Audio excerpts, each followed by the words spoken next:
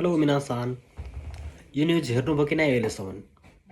政府は外国人が永住許可を申請する際の手数料の上限額を1万円から30万円に Japan सरकारको मन्त्री परिषदले विदेशीहरूको लागि अध्यागमन कानुनमा संशोधन गरेको छ।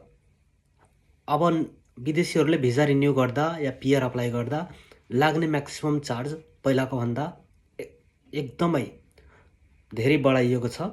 अहिलेसम्मको नियमअनुसार हामीले भिजा रिन्यू गर्दा या आफ्नो डेट एक्सचेन्ज गर्दा भिजा एक्सटेन्ड गर्दा चाहिँ म्याक्सिमम अहिलेसम्म 6000 तिर्दै आएको थियो भने पिआरको लागि 10,000 तिर्दै आएको थियौँ।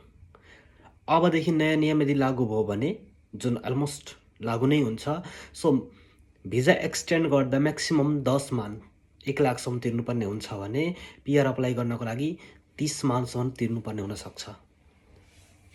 यो नियम चाहिँ अहिलेसम्म लागू भइसकेका त छैन, तर चाहिँ अब छिट्टै निकट भविष्यमा लागू हुने देखिन्छ र यो लागू हुने भयो भने थप यहाँ बस्ने विदेशी लगायत सम्पूर्ण नेपाली समुदायलाई थप आर्थिक भार पर्ने भएको छ। तपाईहरुको विचार के छ? कमेन्ट गर्न नबिर्सिनु होला। Thank you.